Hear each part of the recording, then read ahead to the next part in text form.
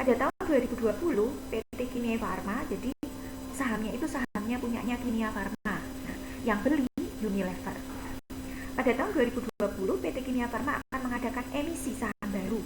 Emisi itu menerbitkan saham baru dan kepada pemegang saham diberikan HBS 1 untuk setiap lembar saham yang dimiliki.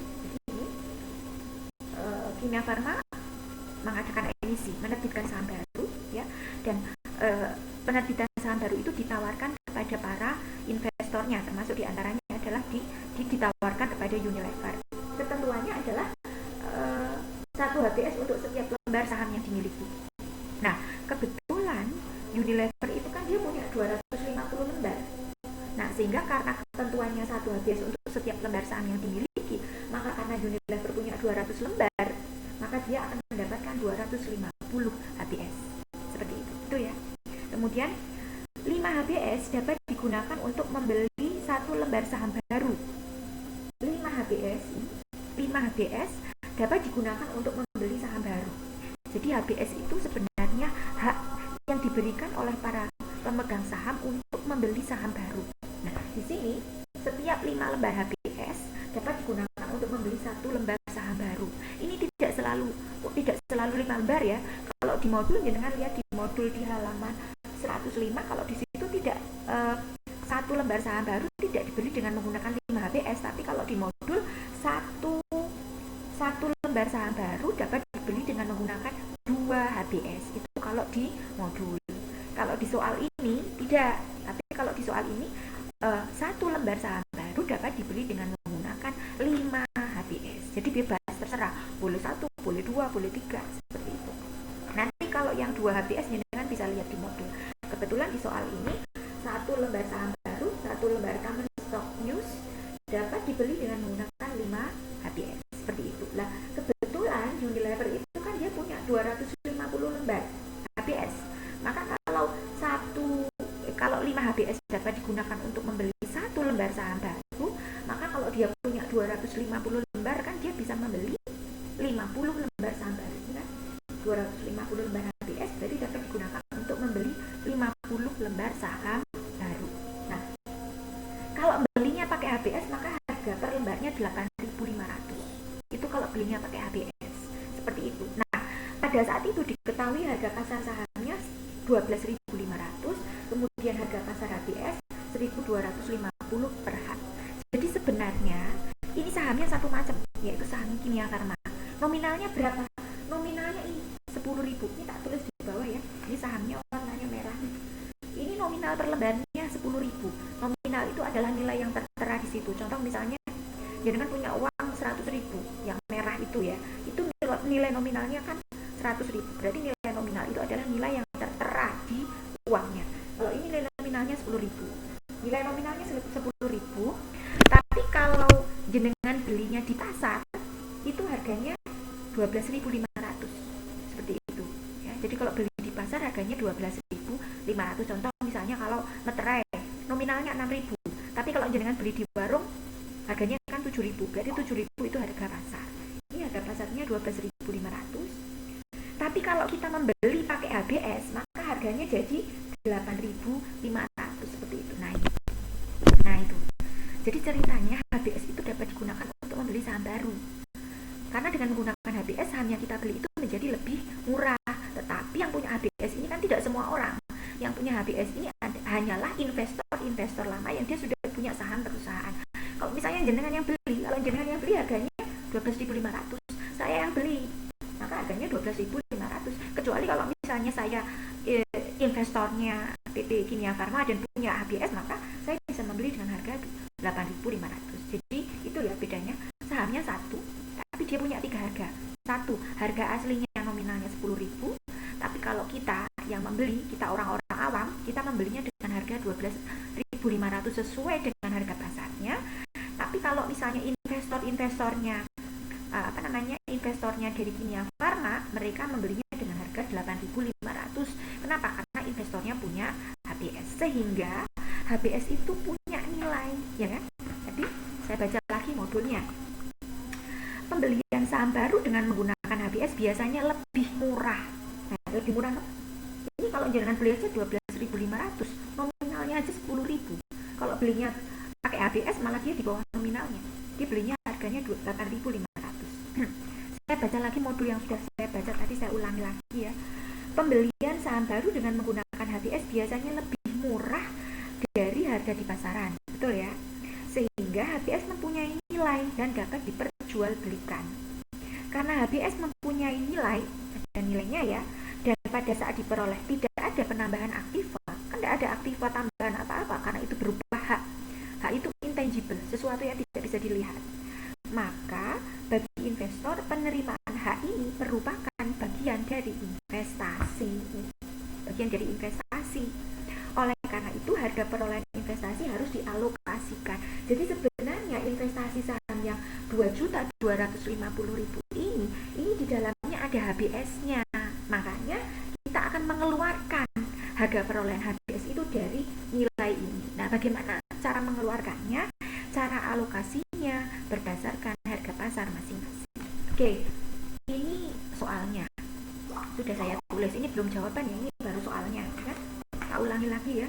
PT Unilever mempunyai 250 lembar saham, nominalnya 10.000, yang dibeli dari Kimia Farma dengan harga perolehan 2.250.000, ya kan?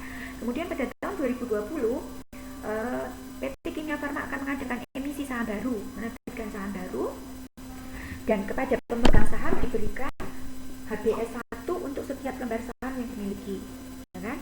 Kemudian pada saat 5 HBS dapat digunakan untuk membeli satu lembar saham baru dengan harga 8.500. Ini tadi, ini ya.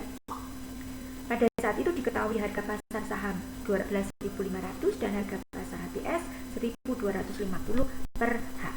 Anda disuruh membuat jurnal untuk penerimaan HBS itu, untuk yang poin A. Nah, bagaimana perhitungannya? Oke, ini perhitungannya. Berarti kita akan menghitung harga perolehan HBS. Nah, tadi sudah disebutkan di modul bahwa harga perolehan HBS itu harus dialokasikan. Bagaimana cara alokasinya? Alokasinya berdasarkan harga pasar masing-masing. Berarti step pertama yang harus kita kerjakan adalah kita harus, kita harus mencari alokasi harga pasar.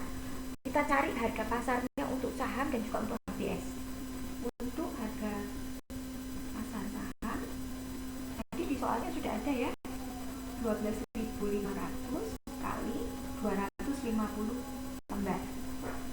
Tadi harga pasarnya untuk sahamnya kan 12.500, kemudian jumlah lembar sahamnya ada 250, sehingga totalnya 3.125.000. Di jawabannya sudah ada. Kemudian harga pasar HBS tadi juga sudah ada, harga pasarnya 1.250 per hak, dikalikan tadi HBS jumlahnya juga 250 kan? 250 312.500, sehingga total harga pasar HBS itu kan dia kan include dengan sahamnya. Jadi ini ditotalkan. Kenapa? Karena HBS itu kan dia include menjadi satu bagian dengan sahamnya, sehingga total harga pasarnya 3.437.500. Oke, ini total harga pasar. Oke, ini di soal semuanya sudah ada kan? Harga pasar sahamnya sudah disebutkan, harga pasar HBS-nya juga sudah. Oke, nah sekarang kita akan membuat alokasi harga perolehan. Berarti harga perolehan HBS. Tapi kalau harga perolehan saham secara keseluruhan, ini adalah harga perolehan saham secara keseluruhan. Nah, sekarang dari 2.250 ini kita keluarkan untuk HBS, karena HBS itu kan dia include jadi satu dengan sahamnya. Jadi sebenarnya di angka 2.250 ini sebenarnya ada sebagian yang merupakan harga perolehan HBS. Nah, sekarang kita keluarkan. Nah, bagaimana cara mengeluarkannya? Berdasarkan alokasi harga pasar. Oke, alokasinya. Oke, ini yang HBS kan 312.500. Ini ya. Kemudian dibagi ini totalnya 3.437.500. Jadi yang 312 ini ambil dari ini harga pasar HBS, kemudian ini totalnya diambilkan dari ini. Oke. Kemudian dikalikan dengan total harga perolehan secara keseluruhan tadi yang berapa? Ini 2.250.000. Oke. 2.250.000. Sehingga di situ ketemu harga perolehan HBS 204 ya. 545. Oke, selesai sudah.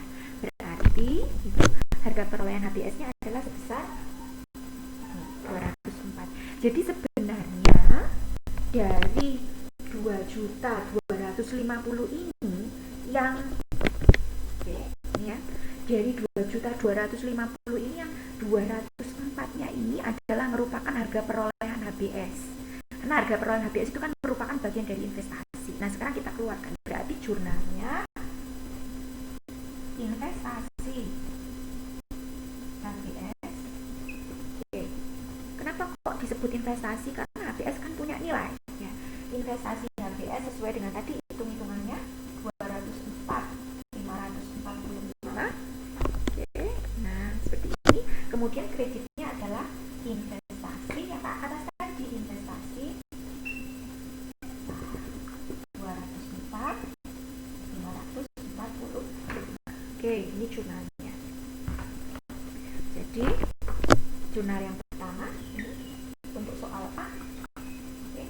Jurnal yang pertama adalah jurnal perolehan HBS ya. Nilainya sebesar 204.545. Debitnya investasi HBS 204, tadi hitung-hitungannya sudah ada. Kemudian kreditnya investasi saham. Investasi saham ini adalah mengurangi tadi yang atas ini 2.250.000. Oke, itu jurnal yang oke. Di modulnya sudah ada semua. Ini jurnal yang A. Oke. Kemudian saya lanjutkan ya. Kita masuk yang B. Kita masuk soal yang B. Oke. Tadi untuk yang A kita sudah mencatat harga perolehan HBS. Kemudian yang B, yang nomor 2 ya, kita lanjutkan. Misalnya PT Unilever menggunakan seluruh HBS untuk membeli saham yang ditawarkan. Jadi tadi HBS itu kan hak beli saham ya. Nah, sekarang yang poin yang kedua, HBS yang senilai 204.545 itu digunakan untuk membeli saham baru. Nah, kalau misalnya HBS itu mau digunakan untuk membeli saham baru, maka Unilever kan harus punya uang. Berapa jumlah uang yang harus dikeluarkan oleh Unilever? Oke, bos. Ini jurnalnya kan tadi sudah ya.